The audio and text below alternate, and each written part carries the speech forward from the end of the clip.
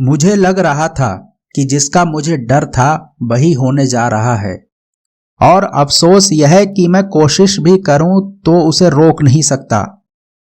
मैंने कई प्रयत्न किए कि पत्नी मेरी तरफ देख लें, ताकि इशारे ही इशारे में उन्हें खामोश रहने का इशारा कर दूं, लेकिन वे लगातार वीआईपी से बात किए जा रही थीं।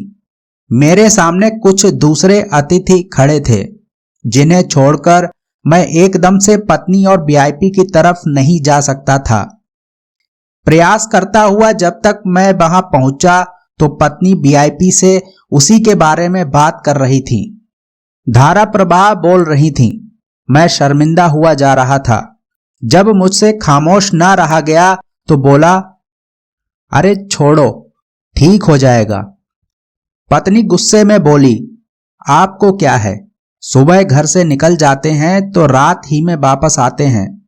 जो दिन भर घर में रहता हो उससे पूछिए कि क्या गुजरती है। यह कहकर पत्नी फिर उसके बारे में शुरू हो गई। मैं दिल ही दिल में सोचने लगा कि पत्नी पागल नहीं तो हद दर्जे की बेवकूफ जरूर है, जो इतने बड़े महत्वपूर्ण और प्रभावशाली वीआईपी से शिकायत भी कर रही है। तो ये कि देखिए, हमारे घर के सामने नाला बहता है, उसमें से बदबू आती है, उसमें सुअर लौटते हैं, उसमें आसपास वाले भी निगाह बचाकर गंदगी फेंक जाते हैं। नाले को कोई साफ नहीं करता। सैकड़ों बार शिकायतें दर्ज कराई जा चुकी हैं। एक बार तो किसी ने मरा हुआ इतना बड़ा चूहा फेंक दिया था कि वह पानी में फूलकर आदमी के बच्चे जैसा लगने लगा था। यह सच है कि हमने घर के सामने वाले नाले की शिकायतें सैकड़ों बार दर्ज कराई हैं, लेकिन नाला साफ कभी नहीं हुआ, उसमें से बदबू आना कम नहीं हुई।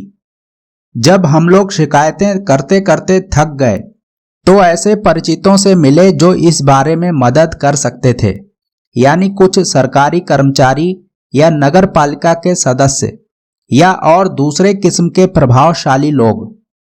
लेकिन नाला साफ नहीं हुआ। हमारे यहाँ जो मित्र लगातार आते हैं वे नाला सफाई कराने संबंधी पूरी कार्यवाही से परिचित हो गए हैं। सब जानते हैं कि इस बारे में उपराज्यपाल को 2 रजिस्टर्ड पत्र जा चुके हैं। इसके बारे में एक स्थानीय अखबार में फोटो सहित विवरण छप चुका है। इसके बारे में महानगर पालिका के दफ्तर में जो पत्र भेजे गए हैं उनकी फाइल इतनी मोटी हो गई है कि आदमी के उठाए नहीं उठती, आदि आदि। वीआईपी को घर बुलाने से पहले भी मुझे डर था कि पत्नी कहीं उनसे नाले का रोना ना लेकर बैठ जाएं, क्योंकि मैं उनकी मानसिक हालत समझता था। इसलिए मैंने उन्हें समझाया था कि देखो, नाला वाला छोटी चीजें हैं, वह वीआईपी के बाएं हाथ का भी नहीं, आंख के इशारे का काम है। ये काम तो उनके यहां आने की खबर फैलते ही अपने आप हो जाएगा। लेकिन इस वक्त पत्नी सब कुछ भूल चुकी थी। मजबूरन मुझे भी वीआईपी के सामने हाँ हूं करनी पड़ रही थी। आखिरकार वीआईपी ने कहा कि यह चिंता करने की कोई बात नहीं है।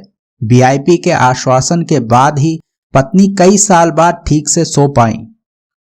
उन्हें दोस्तों और मोहल्ले वालों ने बधाई दी कि आखिर काम हो ही गया। वीआईपी के आश्वासन से हम लोग इतने आश्वस्त थे कि 1-2 महीने तो हमने नाले के बारे में सोचा ही नहीं, उधर देखा ही नहीं। नाला हम सबको कैंसर के उस रोगी जैसा लगता था जो आज ना मरा तो कल मर जाएगा, कल ना सही तो परसों, पर मरना निश्चित है। धीरे धीरे नाला हमारी बातचीत से बाहर हो गया। जब कुछ महीने गुजर गए तो पत्नी ने महानगर पालिका को फोन किया। वहां से उत्तर मिला कि नाला साफ किया जाएगा। फिर कुछ महीने गुजरे, नाला वैसे का वैसा ही रहा। पत्नी ने वीआईपी के ऑफिस फोन किए। वे इतने व्यस्त थे, दौरों पर थे, विदेशों में थे कि संपर्क हो ही नहीं सका। महीनों बाद जब वीआईपी से संपर्क हुआ तो उन्होंने बहुत आत्मविश्वास से कहा, कि काम हो जाएगा, चिंता मत कीजिए। लेकिन यह उत्तर मिले 6 महीने बीत गए तो पत्नी के धैर्य का बांध टूटने लगा। वे मंत्रालय से लेकर दीगर दफ्तरों के चक्कर काटने लगीं, इस मेज से उस मेज तक, उस कमरे से इस कमरे तक। सिर्फ हाँ हाँ हाँ जैसे आश्वासन मिलते रहे, लेकिन हुआ कुछ नहीं। एक दिन जब मैं ऑफिस से लौटकर आया तो पत्नी ने बताया कि उन्होंने नाले में बहुत से फूल बहते देखे हैं। मैंने कहा किसी ने फेंके होंगे। इस घटना के 2-4 दिन बाद पत्नी ने बताया कि उन्होंने नाले में किताबें बहती देखी हैं। यह सुनकर मैं डर गया, लगा शायद पत्नी का दिमाग हिल गया है, लेकिन पत्नी नॉर्मल थी। फिर तो पत्नी ही नहीं, मोहल्ले के और लोग भी नाले में तरह तरह की चीजें बहती देखने लगे। किसी दिन जड़ से उखड़े पेड़, किसी दिन चिड़ियों के घोंसले, किसी दिन टूटी हुई शहनाई। एक दिन देर रात घर आया तो पत्नी बहुत घबराई हुई लग रही थी। बोली, आज मैंने वीआईपी को नाले में तैरते देखा था। वे बहुत खुश लग रहे थे, नाले में डुबकियां लगा रहे थे, हंस रहे थे, किलकारियां मार रहे थे, उछल कूद कर रहे थे, जैसा लोग स्विमिंग पूल में करते हैं।